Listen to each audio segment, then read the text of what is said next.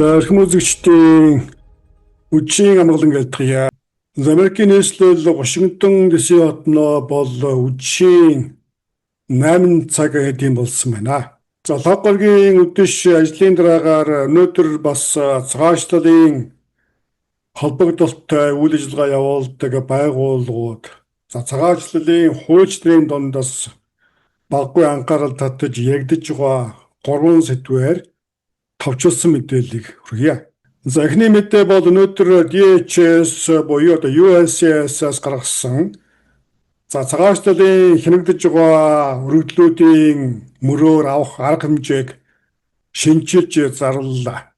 За та бүхэн өнөөдөр 8 дугаар сарын 5-нд зарласан энэхүү бодлогын журамд орсон өөрчлөлтийн тухай баримт бичгийг харж байна. За энэ баримт бичгийн үндсэндээ маш товчхон агуулга бол өнөөдрөөс эхлэн USCIS дээр хянагдж байгаа болон өнөөдрөөс хойш шинээр өргөдөл гаргаж байгаа хүмүүсийн өргөдөл хэрвээ бүрэн бус материал дутуу улмаар алдаатай өргөдөл явуулсан нөхцөлд шууд татгалзах бодлого барьж эхэллээ. За үүнийг бол DHS-ийн зүгээс Байдны үед гаргасан алдаатай цагаачлалын завхарсан бодлогыг засаж байгаа хууль сахиулах нэгэн хэлбэрээ гэсэн байдлаар тайлбарлаж байна.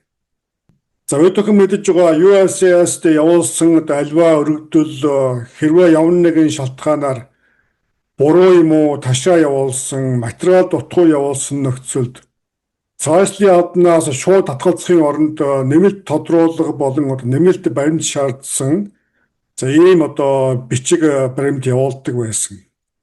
За энэ бол RFE болон NOID буюу үндсэндээ нэмэлт материал мэдээлэл шаардсан ийм захиа явуулдаг байсан. Улмаар өргөдөл гаргагчийн зүгээс явуулсан захианы дагуу зөрчлөө арилгаж нэмэлт материалыг явуулсны дараагаар тухайн кейсээр эцсийн шийдвэр гаргадаг байсан. За тэгвэл өнөөдрийн гарсан журмаар бол энэхүү бичиг баримтыг явуулах шаардлагагүй буюу тийм үүрэг хүлээх шаардлагагүй болж байна. За өнөөдөр гарсан энэхүү шинжилсэн журмаар бол үндсэндээ USCIS-ийн ажилчид дээр өгүүлсэн явна нэгэн өргөдлийг дутуу, буруу явуулсан, дутуу бичиг баримт явуулсан. Энэ нөхцөлд баримт шаардахгүйгээр шууд татгалзах ийм эрхтэй болж байна. Журам бол өнөөдөр 8 сарын 5-наас эхлэн өчнө төгөлдөр хэрэгжиж эхэлсэн байгаа. Тиймээс өнөөдрийн байдлаар USCIS дээр пендинг байгаа буюу хянагдж байгаа. Улмаар өнөөдрөөс хойш өргөдөл гаргасан бүх өргөдөлд энэхүү шинжилсэн журам хамаарна гэдгийг энэхүү бичиг баримтанд бол дурдсан байна.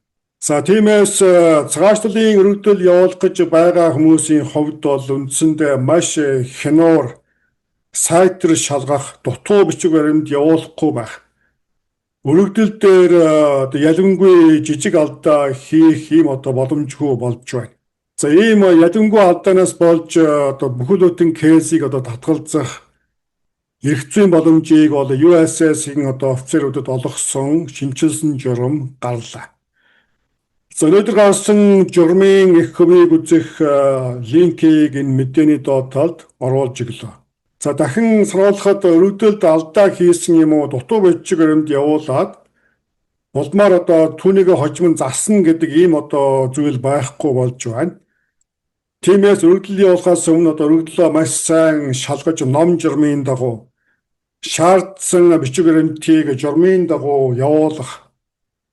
Хэрвээ явуулж байгаа өргөдлөө бүрэн эсхийг мэдэхгүй, ямар бичиг баримт тасархаа мэдэхгүй байгаа бол мэддэг хүнээс хуульчаас асууж тодруулж явуулах ийм шаардлага үүссэн байна.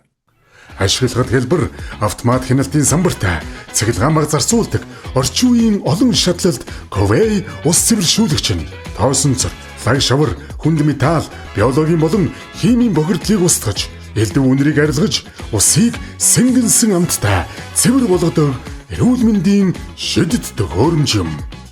Манайхан толон төхөөрөмжөө төлбөрийн уян хатан өсөөр худалдаалахаас гадна түрээсийн үйлчлэгээ үзүүлж угсралт, суйрлуулалтыг төлбөргүй хийж гүйцэтгэдэг.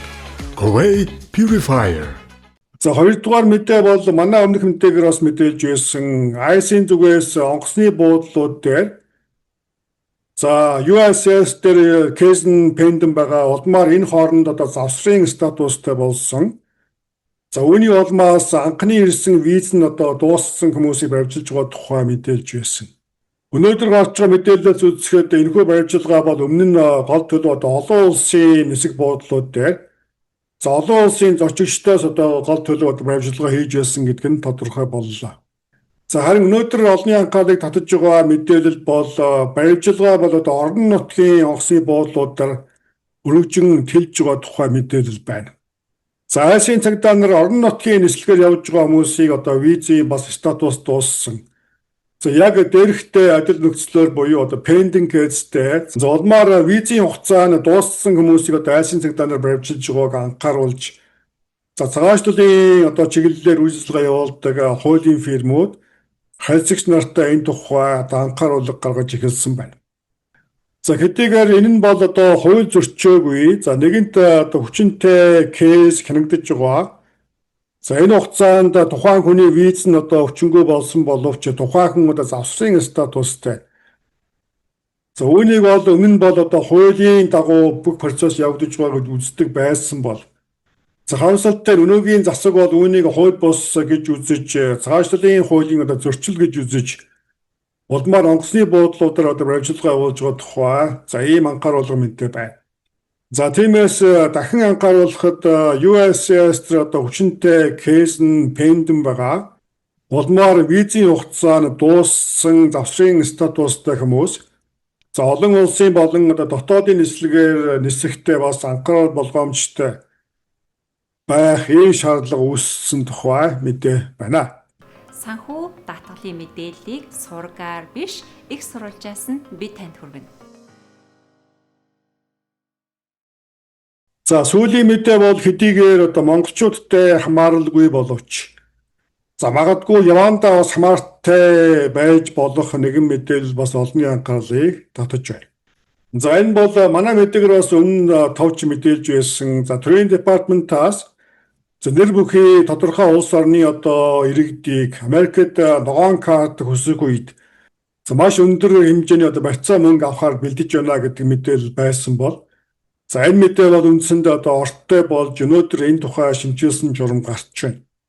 За эхний энэхүү одоо хатуу журамд орж 100 мянгаас 250 мянга хүртэл долларын барьцаа төлж ногоон карт авах хэрэг үүсэх орн бол за Доминиканы одоо бүгд найрамдах улс болж таарлаа.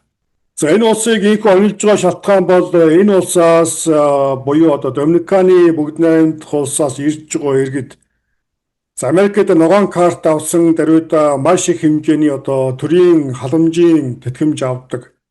За энэ бол мужийн болон одоо холбооны төсвөөс олгодог санхүүждэг хөтөлбөрөөс халамжийн тэтгэмж авдаг хөв зэрэг одоо маш өндөр гэсэн тайлбарыг хийж байна. За тиймээс Доминиканы бүгд найрамдах улсаас ногоон карт авч байгаа хүмүүс 100 мянгаас 250 мянга хүртэл доллар байршруулж ногоон картаа авах. За улмаар тухайн хүн одоо 5 жил хүртэл хугацаагаар ямар нэгэн одоо төсвийн халамжийн тэтгэмжинд хамрагдаагүй нөхцөлд тухайн барьцааны мөнгийг одоо буцаан олгох ийм шин журам зарлж байна. За үүнийг ийхүү одоо мэдээлж байгаа шалтгаан бол Трампын засаг магадгүй энэхүү журмыг цааш нь өргөжүүлэх илүү олон улс орныг хамруулах одоо бодлого барьж байгаа гэдэг нь тодорхой байна. За үндсэндээ Монгол улсын хувьд бол одоо цаашлалын болон одоо аяллийн визийн хоригт орсон 75 улс оронд багтаж байгаа. За үүний одоо үндсэн шалтгаан бол нэгдүгээрт визийн хугацаа хэтрүүлдэг. За хоёрдугаарт эдгээр улс орнуудаас ирсэн одоо иргэд бол Америк нэгдсэн улсад байх хугацаанд за элдв төрлийн одоо халамжийн тэтгэмжинд хамрагдах байдал одоо өндөр гэсэн шалтгаан хэлж байгаа. За магадгүй яг энэ шалтгааны улмаас энэхүү одоо 75 улс орны одоо зарим улс орнуудыг энэ мэтээр цаашлалын визээ одоо хоригт оруулах одоо магадлал өндөр байгааг хуульчид одоо ажиглагчид онцолж байнамаа. За дахин хэлэхэд Монгол улсын хувьд өнөөдрийн байдлаар энэхүү журамтай ямар ч хамааралгүй гэдгийг бол цохон дурдж байна. За ингээд мэдээлж байгаа шалтгаан бол дээр дурдсан цаашдаа магадгүй. За ногоон картны барьцаа авах энэхүү журамд өөр улс орнуудыг одоо хамруулах ийм чиглэл бодлого барьж байгааг ажиглагчид онцолж байгаамаа. За ийхүү лав гарагт та бүхэнд товчхон 3 мэдээллийг хүргэлээ. За манай сувгад subscribe хийж байгаа мөн одоо манай сувгийн гишүүнээр элсэж байгаа бүх үзэгчид гишүү та бүхэндээ гүн талархал илэрхийлье. За та бүхний одоо идэвхтэй байнгын дэмжлэгээр манай сувг ийхүү мэдээллийг цаг тухай бүрдэн шуурхай хүргэсээр байгаа. За тиймээс та бүхэн одоо хараахан subscribe хийгээгүй байгаа бол зөвхөн одоо 5 секунд зарцуулаад манай сувгад subscribe хийхин зэрэгцээгээр мөн одоо манай сувгийн төлбөртэй гишүүнээр элсэж за манайхаас гарч байгаа мэдээллүүдийг одоо ямар нэгэн сурталчилгаагүйгээр хүлээн авах. За үүний зэрэгцээгээр манай сувгийг одоо бодитоор дэмжих ийм боломж та бүхэнд байна. Өнөөдрийн мэдээнд анхаарлаа хандуулсан үзэгчидтэй баярлалаа. Дараагийн мэдээгээр удахгүй уулзъя.